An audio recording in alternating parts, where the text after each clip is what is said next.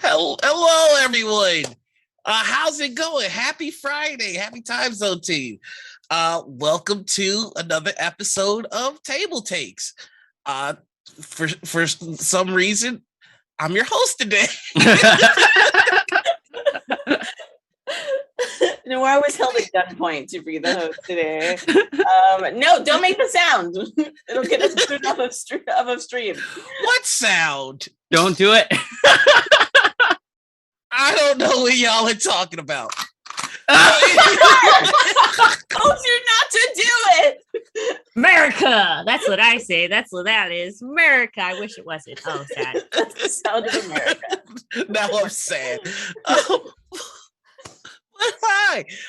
This is an episode of Tabletopes, and let's get into the fun stuff. Let's see what all of our hosts have been up to this week. So we're going to start with Davion. Davion, what you been doing this week? What? I have been busy at work. I have been so tired, so busy. You may have heard of Actoroki with Caldia Studios.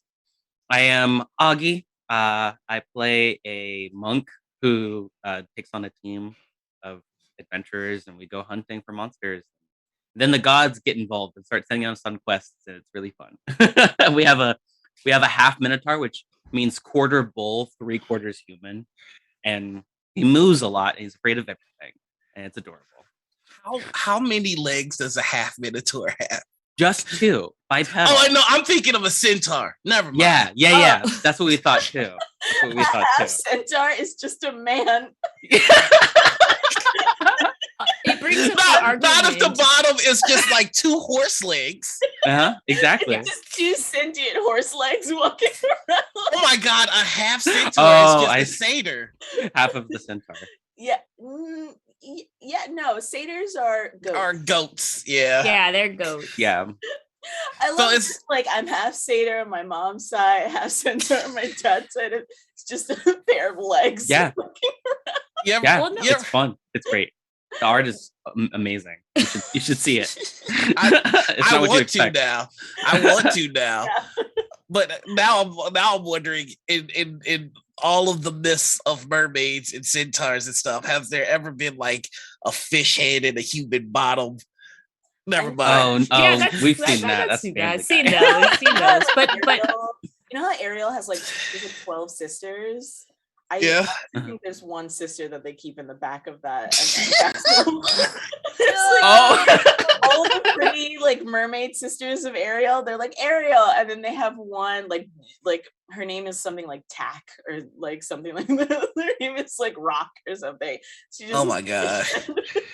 She's a literal catfish. All right, so oh wait, really quickly before we move on, I just want you all to know you're invited to my Christmas party. If you want to come to a super cramped studio apartment and you want to see all my free lights and stuff like that, I'm just having people come over. I just want you to know if you don't have anywhere to go on Christmas, you can come hang out with me. You're inviting the entire audience of audience too? I meant us, like you guys. But like we're live on stream. So everybody heard that Javion is inviting every single person who's watching this to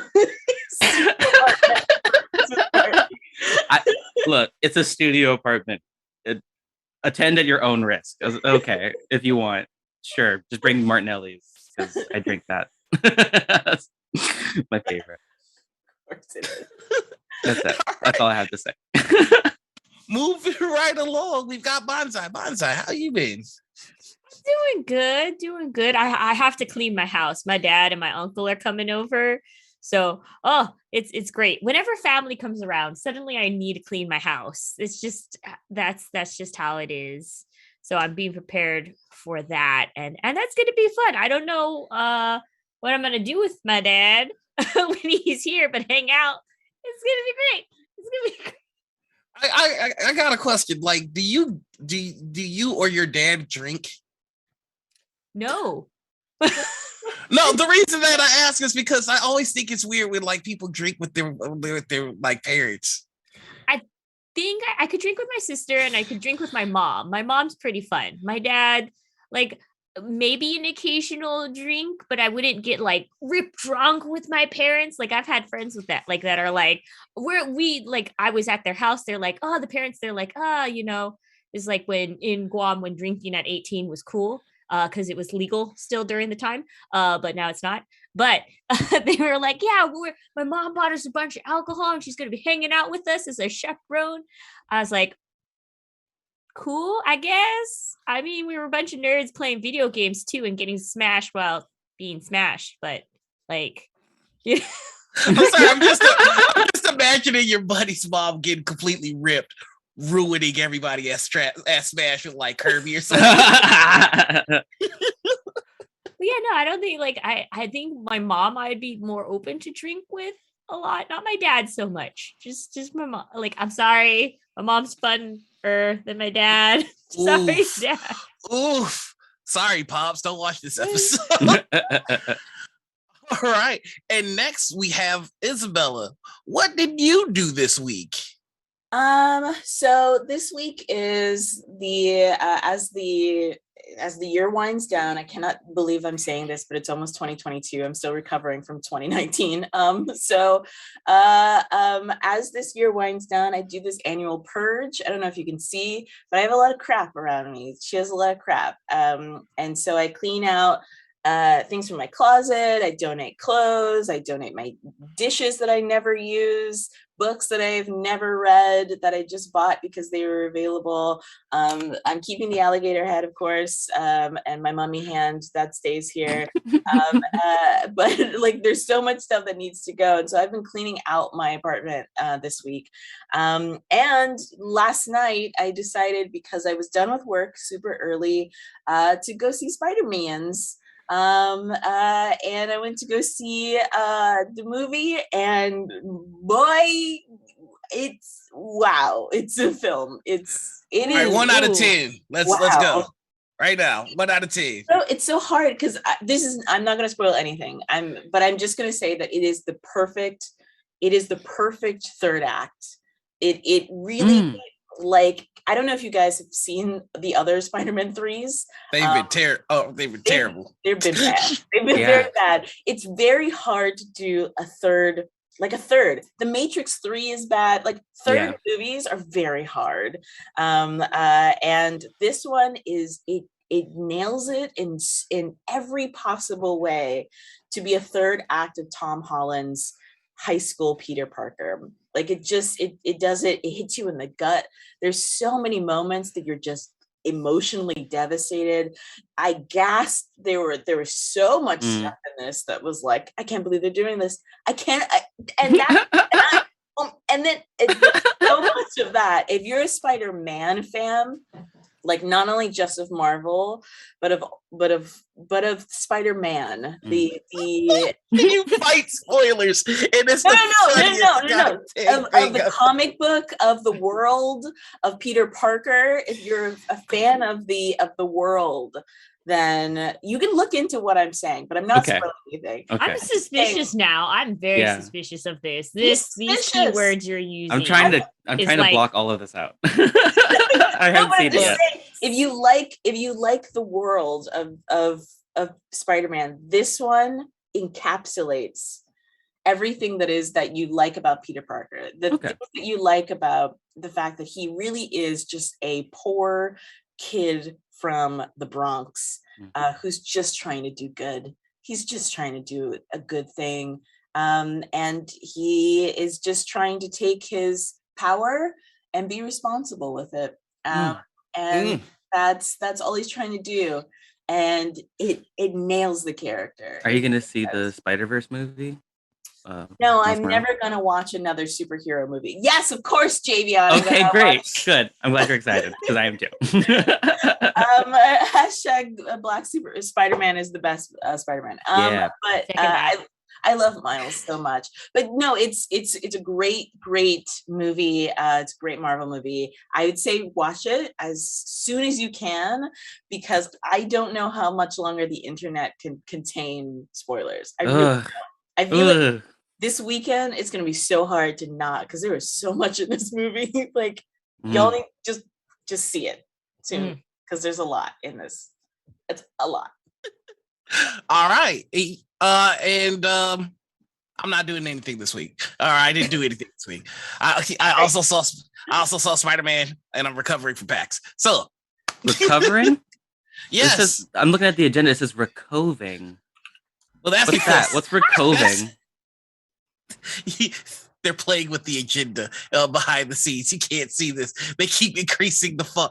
So I'm recovering from PAX. It was a wonderful experience. I got to meet a lot of people that I follow on Twitter and I follow on Twitch. They're still just playing with the fun. It was a good time. I got to run 2 panels. I ran a panel on safety tools with Cypher Tier, Lauren Obo, and just Dr. B and another just amazing group of people. And then I ran a panel on becoming a pro GM, which was also very fun. And shout out to Roll20 for backing that panel. It was a really good time, and I got a free shirt that I lost. I gotta see if I can find that. But that was basically my week.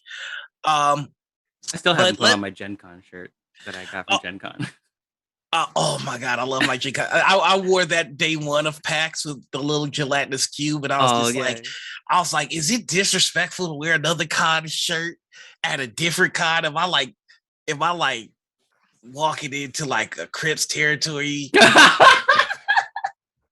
Like with full on blood Might gear, like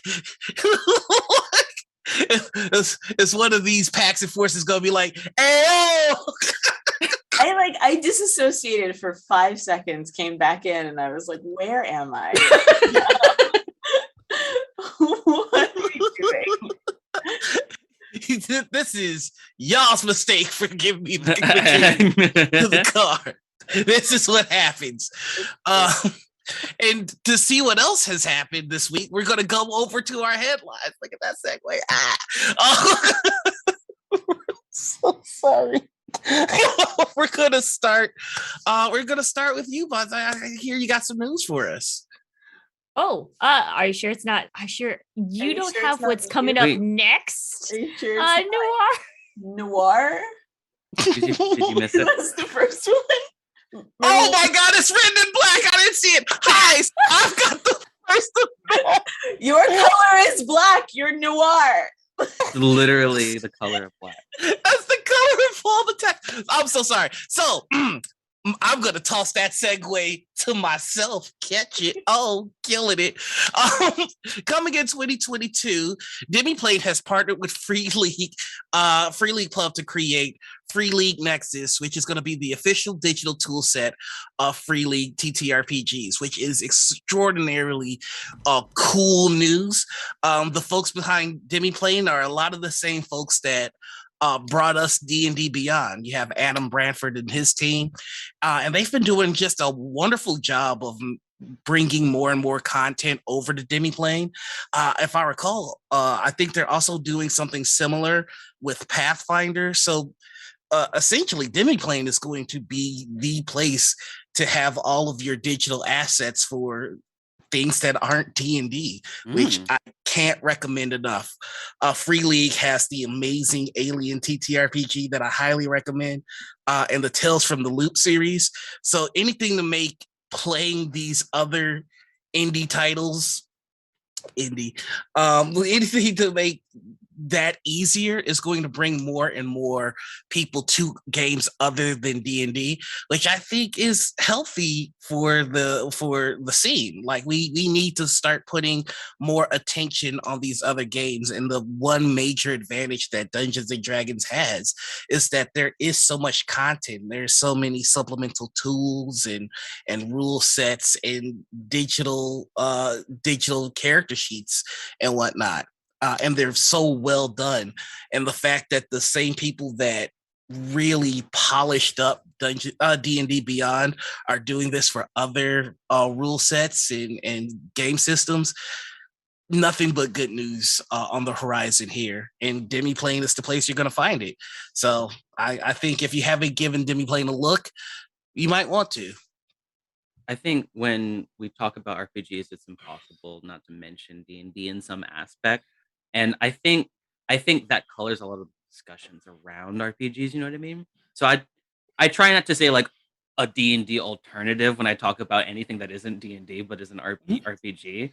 But like I have to say there are so many really good RPGs out there that There are really not are. D&D.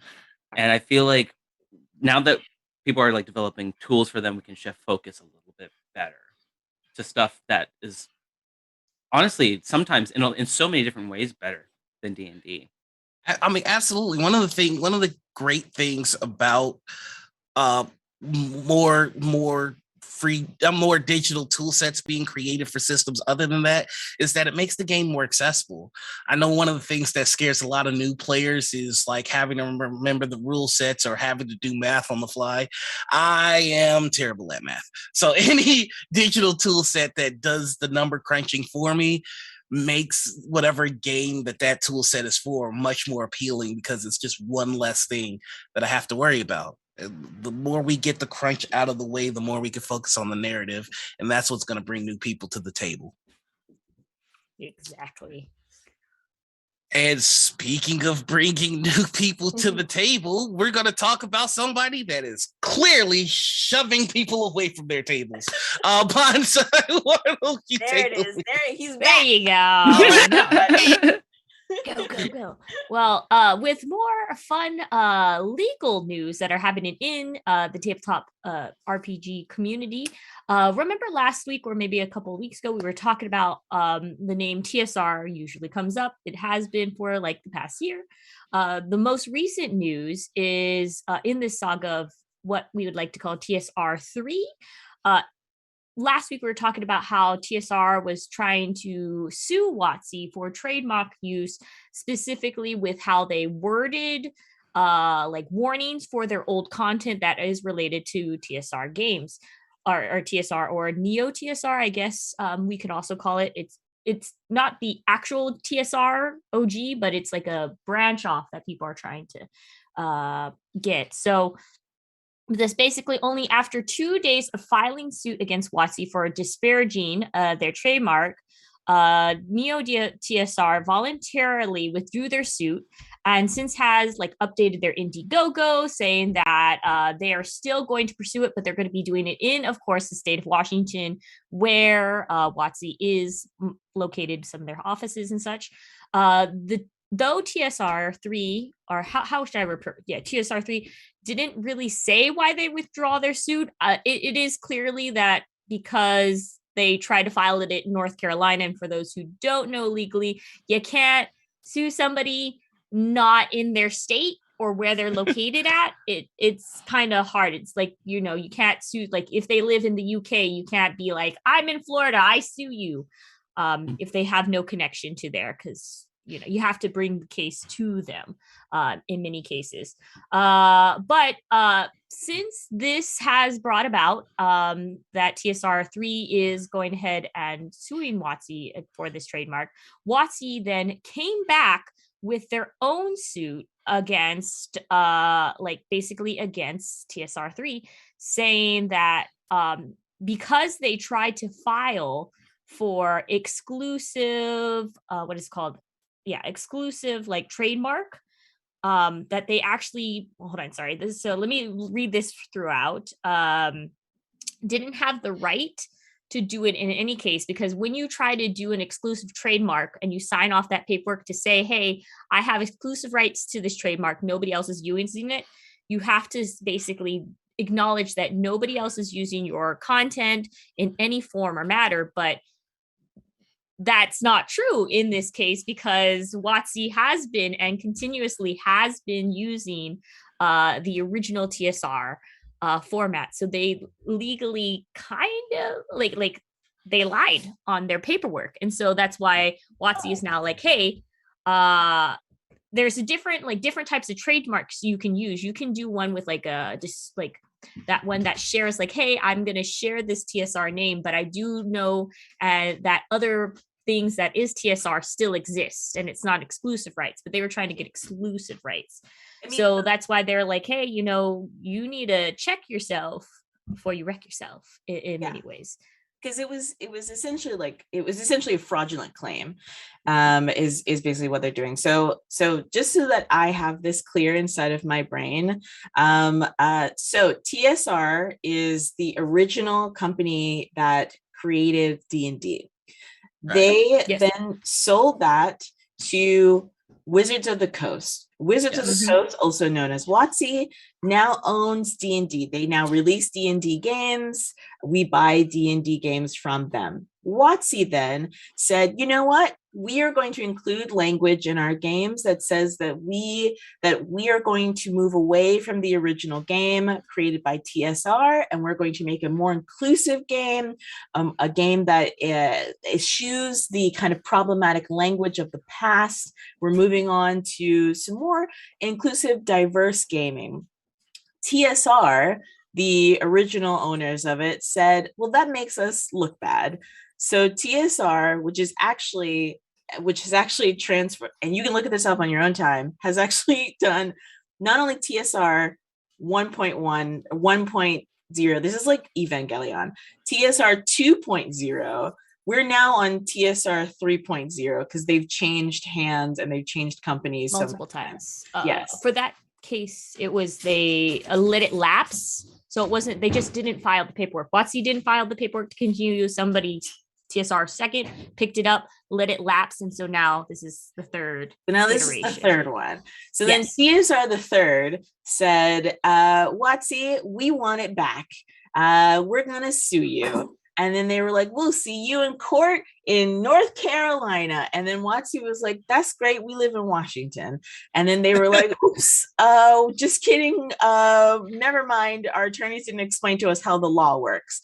And then Watsi was like, here, what's this?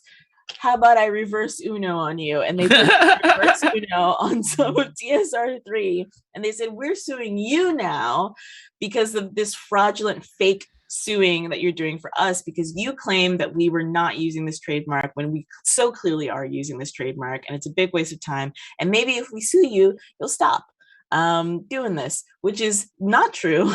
They will probably not stop. And also, sidebar, one of the contexts in all of this is that TSR3 started an Indiegogo so that they could finance all of their fees for doing this suit. But since the suit is not a real suit, they maybe should stop the Indiegogo, but they haven't. The Indiegogo is still up, I believe, and they're still raising money for a fake suit that they can't do because they started in North Carolina when the company they're trying to sue is in Washington. I'm just saying, this whole thing to me, hilarious, okay? And I can't get in trouble anymore for talking about this, so I can talk about it. Can I just ask really quickly, did you make that Uno reverse card, or did you grab that from like a copy? What is, I can't see it. It's just a business card. Oh, it's a business. Okay. I was about to say, like, that's commitment to a bit. I didn't realize you were that prepared. Listen, she always commits to a bit. Okay? This whole thing is hilarious to me. TSR needs to chill, relax. I think to really get the full impact of this story, I implore anybody that's even the slightest bit curious about this to just read about TSR's actions from just this year. Yeah. They've collected a string of L's, just a collective string of L's, and they started a new company. They misspelled the name of their new company. So it was registered under the wrong spelling. What they've done this past year, mind-blowing. Just L on top of L on top of L. Please look it up in your own time if you want to check. If you're having a bad day. It's really kind of sad. Yeah. Oh, yes. We always encourage here at JCon to just look up information that we say. This is just kind of, look it up. It's very this is just a snippet. Yeah. But I mean, it's if you want to learn all the things not to do, just do the opposite of what they've done this year. And in keeping with things that are interesting, we're gonna move it right on over to you, Izzy. I hear about you want some more feel bad news? Let's do some more feel bad news. If you're not familiar, there's this thing called an NFT. It stands for a non-fungible token, and usually that translates into a terrible art of a monkey that cost thousands of dollars. That's all I've seen of NFTs is like terrible art of like a monkey, where it's just a monkey wearing sunglasses and it's $200,000. Okay. Okay. Sorry, we're not biased here. I am not biased against the news here. But NFTs are dumb. So we have a new company that is now expanding out into the world of NFTs and collectible trading card collectibles. I'm sorry, I worded that weird. Trading collectible card games into the world of NFTs. Yes. So this company called Troll and Toad and WebSphere, which I don't know, actually, is this all one thing? Troll and Toad and WebSphere? Yes, Troll and Toad and WebSphere, which is very hard. They unveiled a new company called NFTNT, which specializes in the creation of hybrid trading card collectible NFTs. So they're joining other different kinds of NFT hybrid gaming companies like Funko, and I'm gonna try to not be. But if you needed any more reasons to not like Funko, which I didn't, because of the fact that they create so much waste. I don't think you guys understand how much waste comes out of Funko every single year, from their overproduction of plastics and their false creation of a scarcity model inside of their. Anyway, I have issues against Funko. Okay, Funko has also expanded into NFTs. They are not also going to start doing NFT collectibles, which is just ridiculous. NFTs, if you don't know, are super bad for the environment. It takes a lot of fossil fuels to generate the blockchain that goes into NFTs. I am not going to explain it to you because it took me literally 18 months to wrap my mind around what an NFT is. Yes, Javion in the back. Yes. Can you explain what is the difference between what they're doing with this and literally any other collectible card game? Like, what's different about it? It's an NFT. Can I take a swing at this? Isn't that just okay? Like, all right, go ahead. Most card games are you get to buy the card game, you get to buy it, right? But this one is like, no, you get to buy the NFT, which is just a glorified JPEG, and it'll be the only one. That card is yours. It's the only card that's yours. And it probably will cost an exorbitant amount of money. But you can probably just right click save on it as well. Yeah. Okay, that's what I thought. I hate this because I hate NFTs, just gonna be upfront, but I'm kind of intrigued. I'm not gonna take part in it, but I am kind of intrigued because it's very much like, let's take a card game like Yu-Gi-Oh, right? Okay. Anybody could buy a Dark Magician, but with this, you could buy the Dark Magician that won a particular tournament, right? Okay. So while there are copies of the same card, there are Dark Magicians all over the world. You can uniquely acquire a Dark Magician card that was involved in a particular tournament or owned by a particular player, or Yugi's actual Dark Magician, right? It's a collectible. Okay. Wow. It's still a Dark Magician, but this is the history behind it. And so I think that the idea of an NFT trade card game is interesting. I also hate NFTs. I wish there was another way for us to do this, but there's not.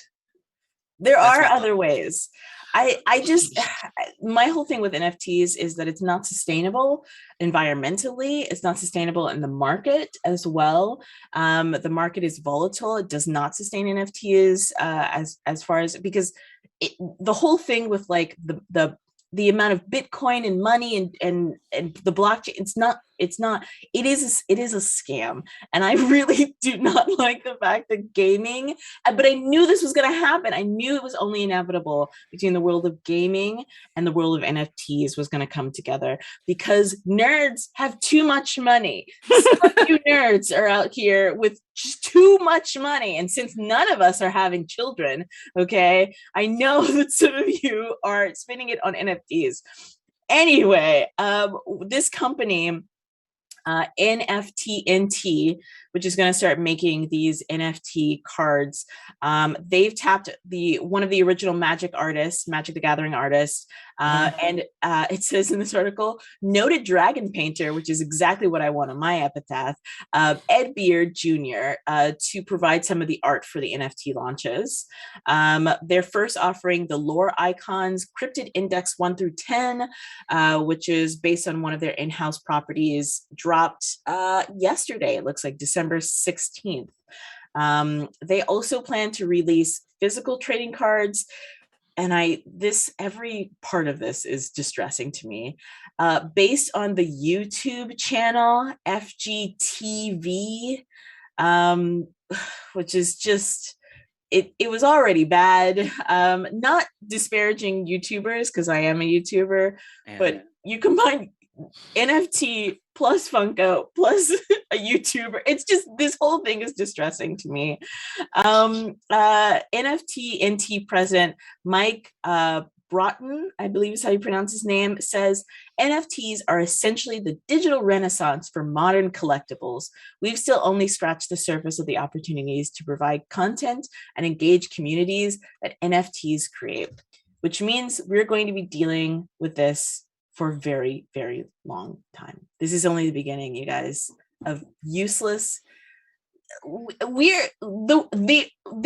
It's like 70 degrees right now in parts of the country. Okay, tornadoes are ripping up. The globe is warming. We're global, and it's cold, and the NFTs and they do damage that. And it's a card of a dragon. And okay. Do you guys I want to see this tailspin play itself out. No. Izzy, you're tearing yourself apart. Do we not understand how bad this is? I mean, and not only are we destroying the environment, but we are making it harder for me to get a graphics card that I really want. Yeah, that's the bigger thing. I think that's where the true tragedy is. That I don't have the latest graphics card in my rig because of crypto bros. It's not cool. But here's something that is a little cool though. Tossing it over to you, Jamie. Yeah. You know what's real cool? Inclusivity. Yeah. You know what's even cooler? Retconning, erasing the past and turning things into the better things for the future. Watsi has created errata, which is very different from erotica, because if you were hoping that Watsi finally is putting in a bunch of well, they're not doing that, so don't worry. I wanted to see this where is that was going. I didn't want to say what I was thinking. What were you thinking, Jamie? I was thinking about how Watsi's removing all racial alignments. What? Is this? Are we starting to hear the end of alignment in D&D? I think this is the beginning. Somewhere in North Carolina, there's an attorney that's sorry.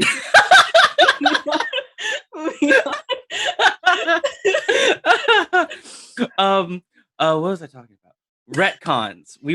Watsi is no longer all about them evil Drow, or at least they were no longer about the evil Drow, but they're making it even more official that they're not about it. So with the errata that they just posted, it's for most of the major D&D titles. There's rules clarifications and corrections, but mostly the changes are just focused on updating the rules and the books so that they more closely match what Watsi feels these days, is different from what we were talking about earlier, TSR, and distancing themselves from the old ways of race and alignment. And I, for one, am very happy to see any steps in the right direction, be they highly performative and baiting or not. At least there's some forward progress, and I'm happy about that. And I'm also super happy about all the comments that I get to read on the posts that are always basically the same thing. Watsi's just erasing all of our fun. It's just getting rid of our favorite like parts of D&D. And I'm just like, are they getting rid of your favorite parts, or are they getting rid of something and you don't like change? Because I think that's really what it is. People are just afraid of change and new things. Because Nothing. yeah, No- sorry, go ahead. I was just gonna say nothing sustains me like bigot tears. Yeah. I think it's so weird. When I was reading this article and I went into the comments and stuff like that, almost every single one of the comments was just like, oh, I can't believe this, more of this, blah, blah, blah. So many complaints, so much like rioting. And none of it for the reasons that you would think people would be upset. Like, yeah, okay, most people, I think, would be upset about something like this in terms of like, yeah, you already changed it. Like, why are you changing it again? Or like, yeah, you already said this. Why are you making it even more official? Or like, why are you just, repeating your old changes for the future? But most of the comments I'm reading are generally just people being upset that anything is changing at all. Like, I get the feeling that people wouldn't be happy if they added like any changes to the rules at all. Sorry, go ahead. Oh no, I was gonna say, as somebody who plays frequently as like a dark elf and like a drow, and who will try to be as evil as possible for Yeah. funsies. At first when I heard about this, I was sort of like, okay, it feels performative. It feels like it's just kind of like a drop in the bucket to really address what are the issues behind these things. I'm like, okay, people see the change and they're just so hung up on the change that they don't understand what is informing this decision. What basis does this have in real life? What biases racially are we instituting by using this?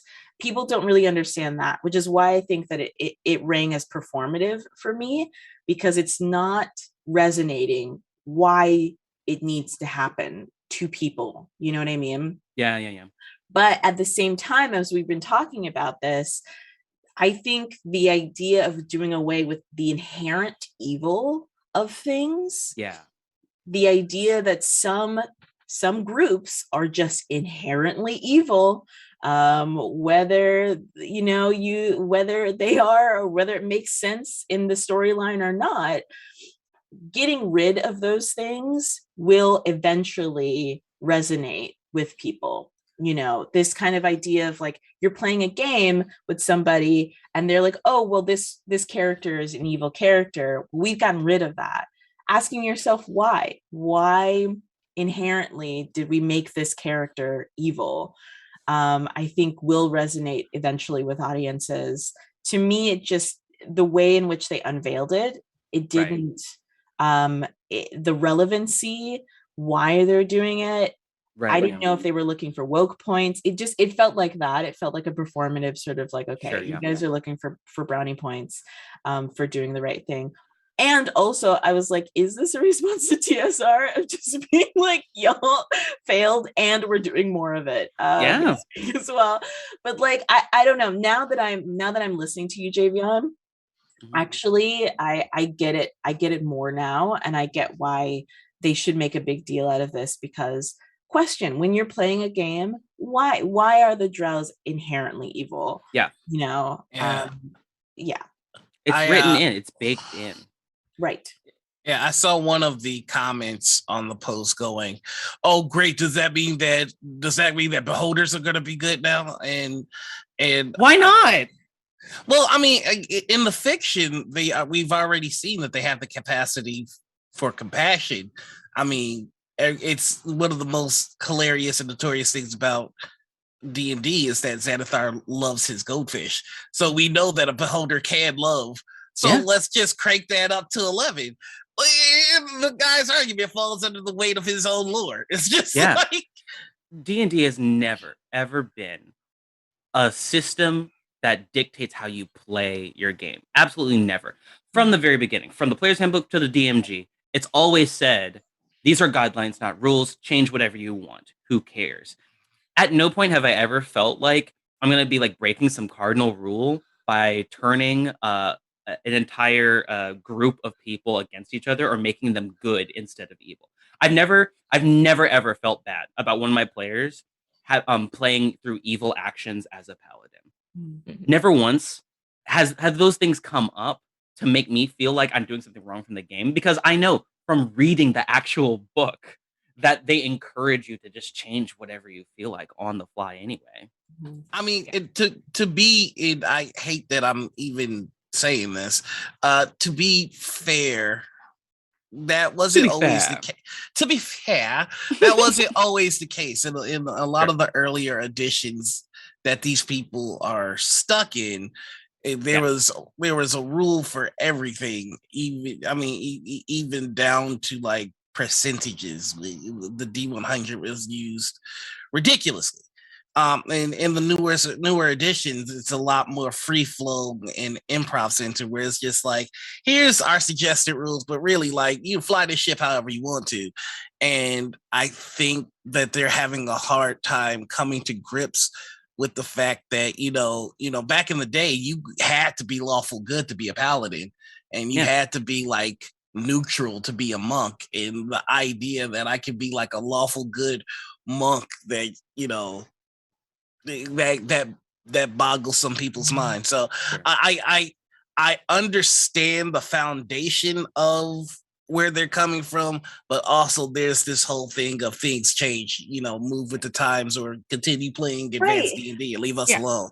And the whole thing is, you have more options now. What are you complaining about? That you're not as limited as you were before? Like, now you can do whatever. You have more room to change and grow and make new characters and make new storylines. Like, what is your problem with this? Is that like, I like the limitations. I want to be in the tiny little snug box of my unlimited imagination. Like, that's really your problem. Like, this should be exciting. It should be exciting because it's like, think of new things, think of new storylines, And I love making evil drow characters who have teeny tiny little chainmail bikinis, and big, massive scythe weapons. And maybe we'll listen. That's not a euphemism, Jay. Okay. Okay, this is a PG-13. Yes, absolutely. So, it's unbiased and PG-13. It sure is. That's our motto on TableTakes. And I think that this is a really cool kind of a thing. Does it feel performative? Maybe it is performative, but it's still performing something good. That's something that's still a win, and I still will take that. And so I just want to say thank you to my TableTakes co-host for helping me change my mind about this during the course. There's always room for improvement. Yeah. If I could, I do want to address what you said though. So I understand there is it seems like, more options is just strictly better usually, right? I think with a company where you have an IP that has a very unique identity, right? Like a sense of identity. When you start opening up the options, you start saying anything can be anything, and like these things don't matter anymore, people are going to start feeling like the thing that they held dear, the thing that they know very well, is starting to get a little bit muddied in the waters. It's starting to have a little bit less cohesion. So as we like you saw it with maybe with Tasha's Cauldron of Everything, where your stats aren't tied to your race, but now your alignment isn't tied to your race either. And then maybe now your abilities won't be tied to your race, and pretty soon you're just putting skins on whatever you want to make, and you're just building up your character point by point by point. I don't think it's going to get to that point yet. I think Watsi knows that they have something tangential, something real to hold on to, and people are crazy about it for a reason. So with these minor changes, with the errata and things like that are coming out, it's okay to be a little scared. I think people are just a little worried that their favorite thing is going to get changed too much. But at the end of the day, I think if you just look at the numbers and you just take a deep breath and you step back, I think you'll realize, most people will realize that more options in this way is a good thing. Yeah. Oh, can I just add one final little like salt and spice on, not spice, but like, I just think it's also, it shows that as RPGs, we're growing as a whole community, that we can try to like break outside of these one-dimensional characters, one-dimensional races, like, and then maybe that will get people like who are very devoted to the holy rule book to like kind of break out and think of more, because I like Javion was saying, there is a certain type of person that needs straight set rules because, you know, it's a little too hard for some folks. It's overwhelming for them to like, oh no, this is how I always see it. This is the easiest path for me to take. But with this, like, it gives those people who are like clutching so hard to their rule book a chance to kind of loosen their grip and maybe explore other RPGs out there, because there are a lot of really amazing worlds that we can play, and you know, people are not black and white, they're just grays. We're all grays, beautiful grays. No, I'm just kidding. If I could just add on my little spice on top of it. There's so much added salt and spice on top. I know, right? Yeah. I'm gonna just put a dash of paprika on there.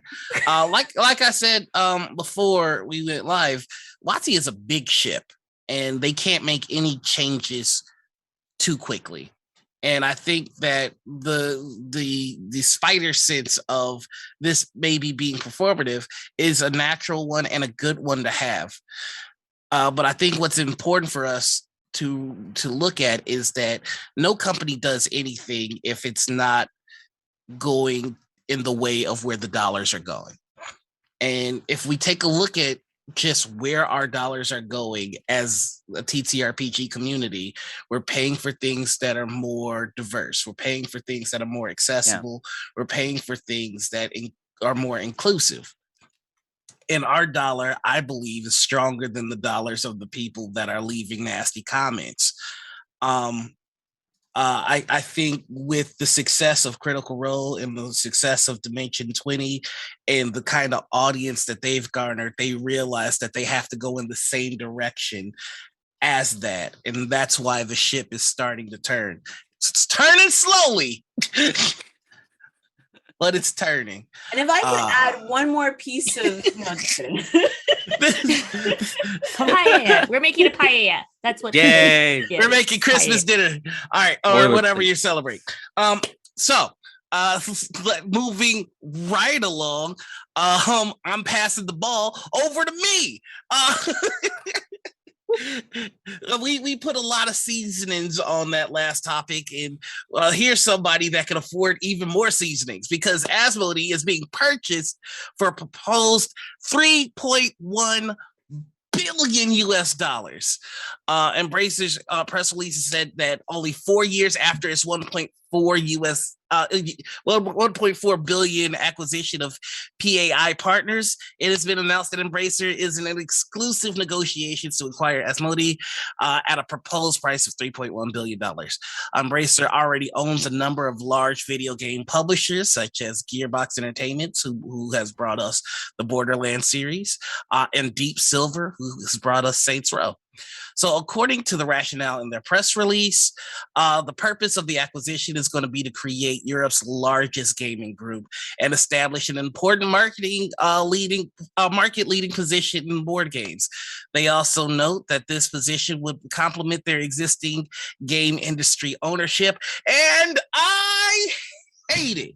I'm sick of capitalism.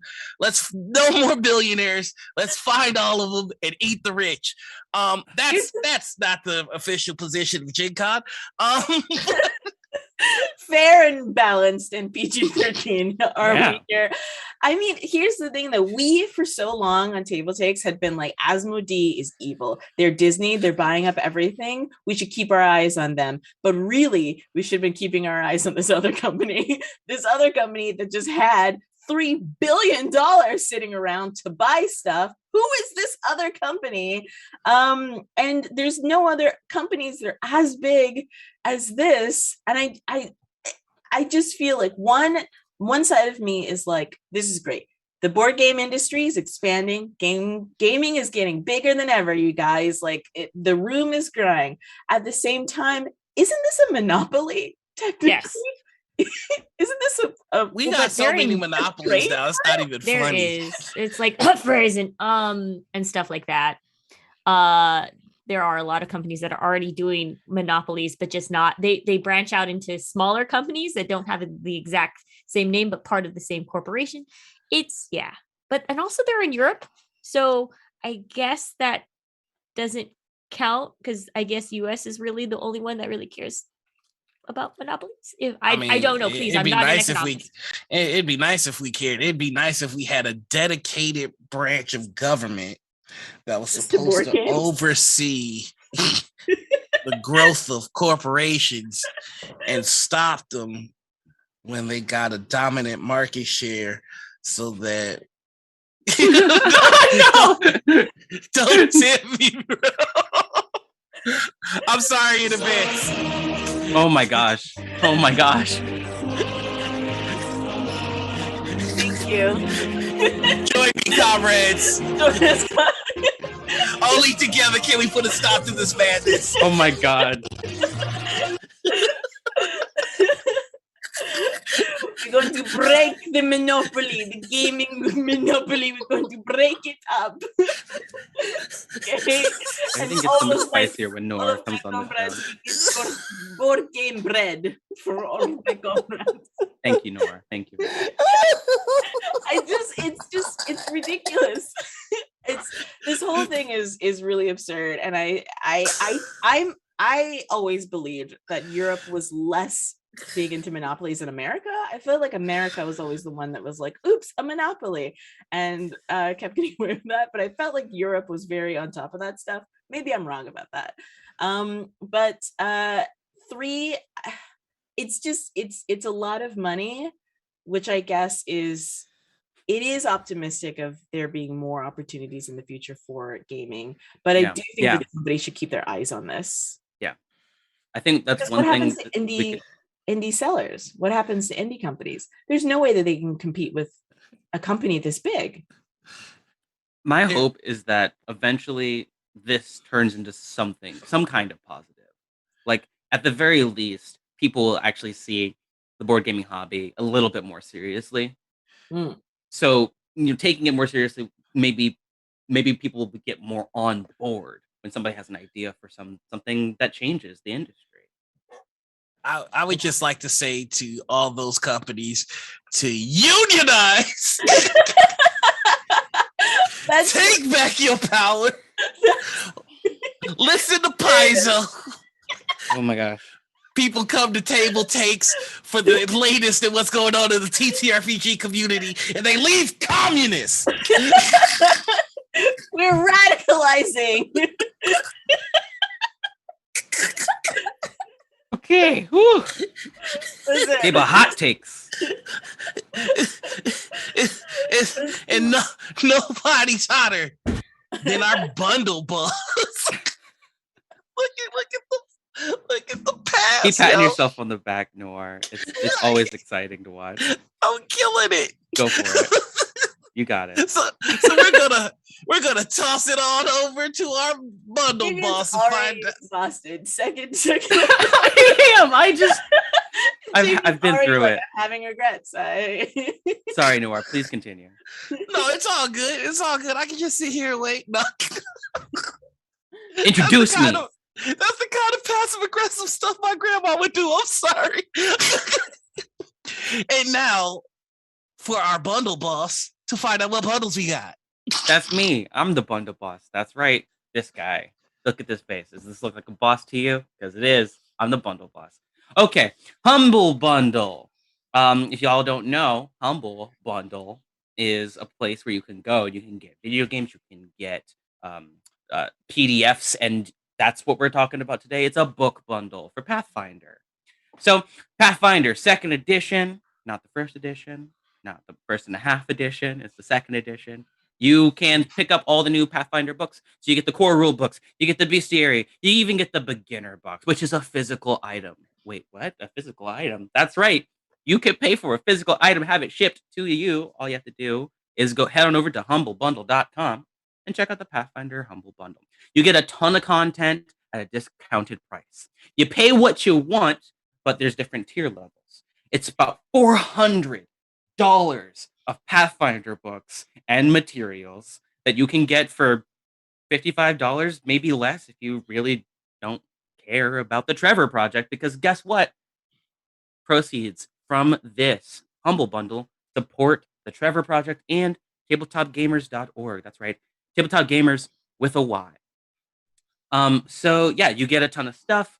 It supports a really good cause, and most of it's digital, but you even get the beginner's bundle. Check out humblebundle.org for the Pathfinder 2nd edition bundle. All right. Moving right along to our next boss or regent.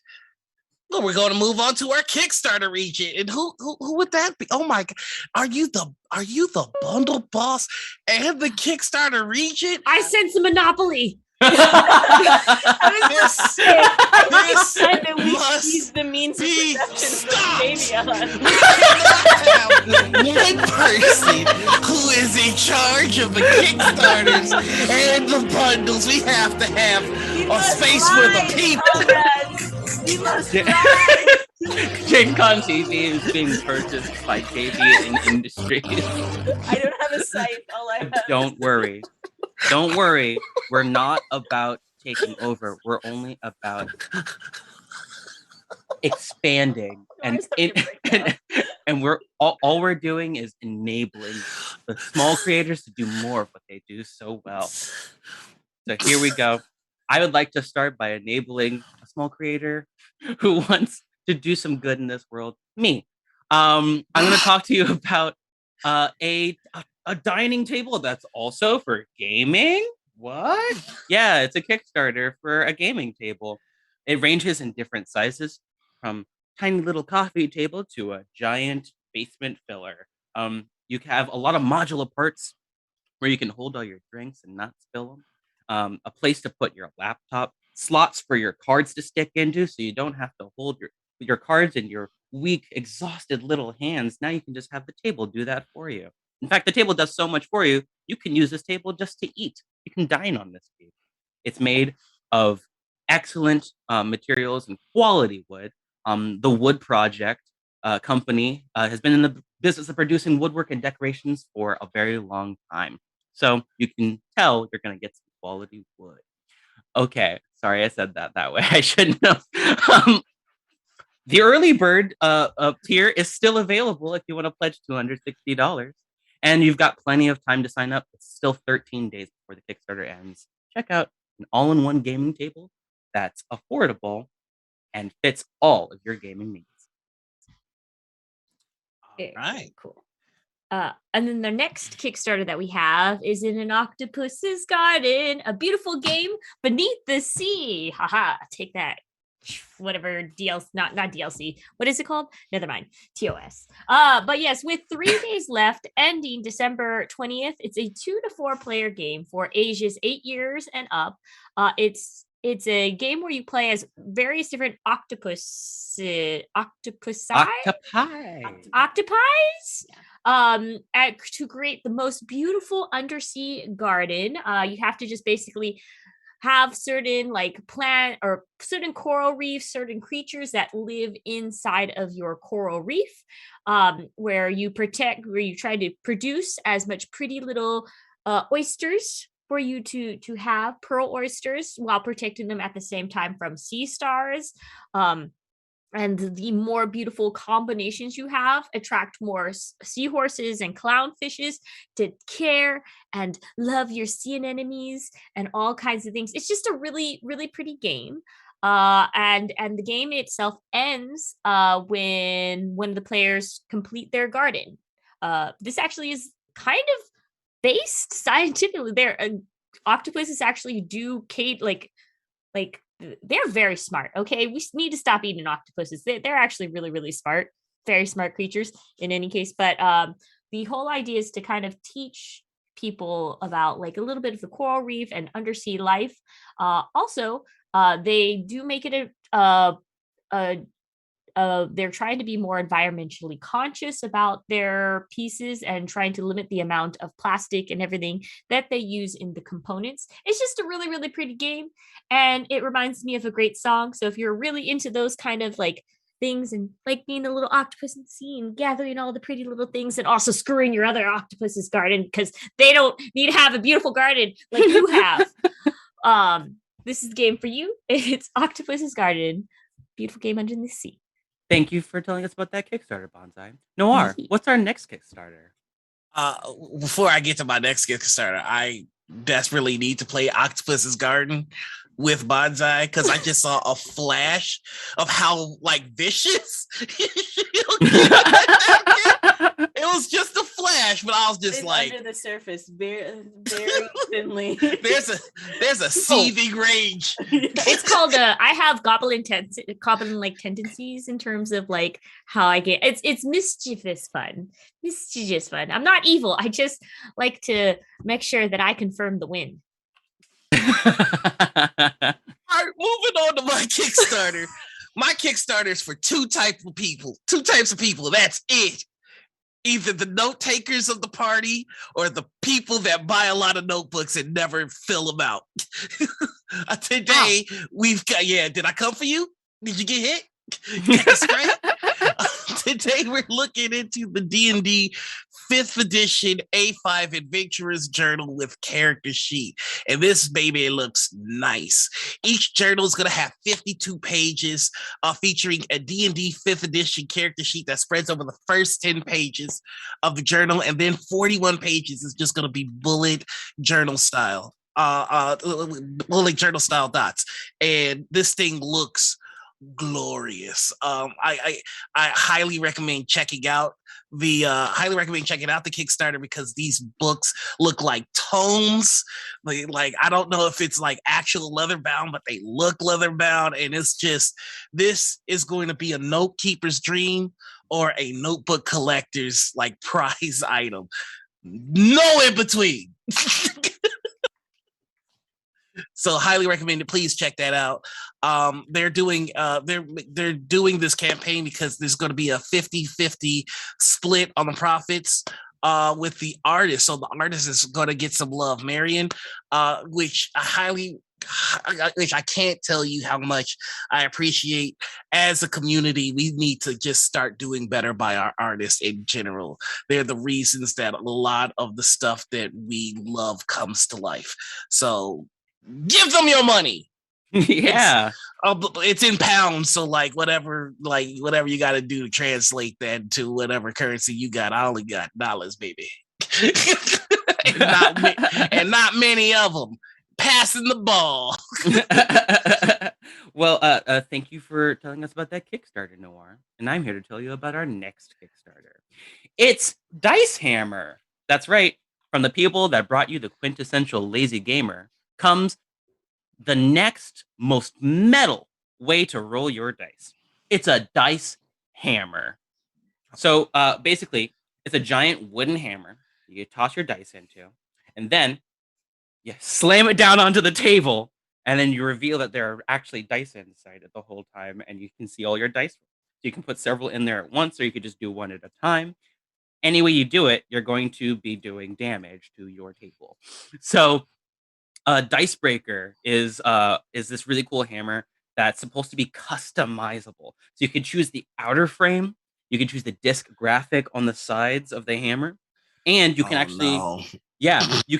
you can design the handle to have a feel that fits for you. So it's like custom handles. So you can choose like, I keep trying not to get weird, but you can literally have just like a ribbed a handle. So Get weird. That's not my fault. Okay, listen, it's really cool. Davia, you rarely Work ever on your get grip weird, and I strength with love the when dice you hammer. It's ribbed for her pleasure. Oh, I didn't say that. It's just what they used it's the terms that they use in the Kickstarter. Okay, listen. Oh my God, I want this so bad.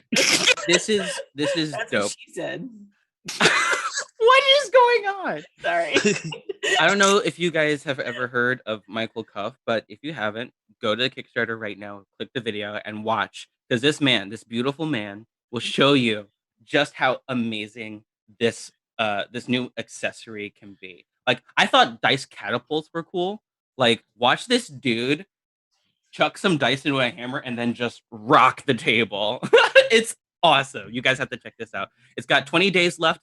You can still get in on the DIY Dicebreaker pledge at $55, or you can just go and let them create some quality content for you for $80. All right, there we go. Check out the dice hammer. And moving on to our next Kickstarter, Noir. What do you have for us? I'm sorry, I was just watching that hammer. I know, dude. Sorry, go ahead. All right. Speaking of horny, no, I'm just kidding. What the? We're still getting fired after this. Call or kill forth. It's a very, very beautiful game. What I mean by that is that everybody on the cards are like so attractive. Experience the immersive original tabletop fantasy world. In Kill Forth, players have 25 days to develop their powers and defeat an evil entity called the Ancient. By day, heroes travel Kill Forth to overcome encounters and gather rewards whilst building an incredible story or saga.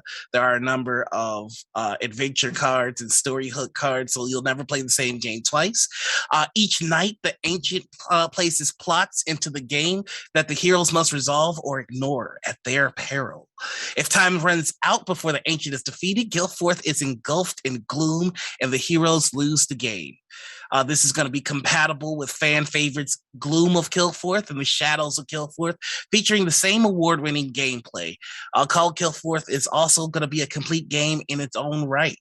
So go ahead and discover the illustrated world of beautiful, unique art, and enlist strangers, discover artifacts, and complete quests, and level up your hero by completing your saga. And I cannot mention again how hot everybody is in this game. Like they didn't mention that in the Kickstarter, and I feel like that was an oversight. I'm gonna pass this cup to you, Noir. You got a little thirst going on. I'm out of my beverage, so we got a lot of thirst happening here.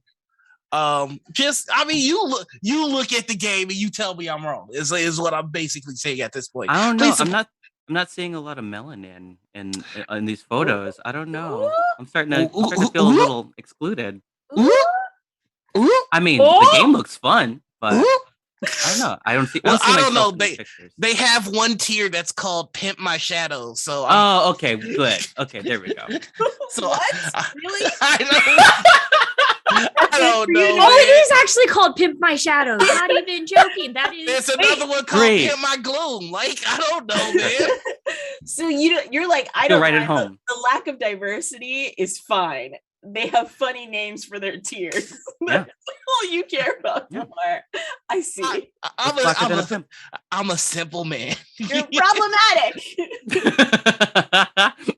Thank you so much. Fame, though.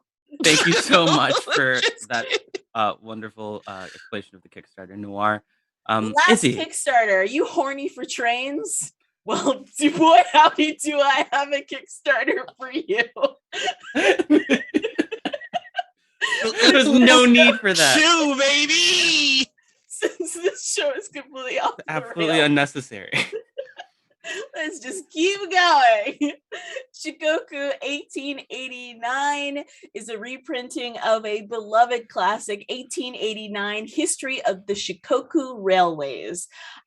This is a game, a genre of game that I've actually never played before, called 18XX genre, which is basically a railway creating system that you can play. If you've never played this, Shikoku 1889 is a really great entry point into getting into the 18xx genre of games. This one ends Saturday, January 1st, 2022, which is coming up soon. So get in there. I was gonna make a dirty joke, sorry. In Shikoku 1889, you play the role of three of entrepreneurs starting and operating the railway corporations to build Shikoku's railway network. This is based in, no, don't do it. You're not allowed.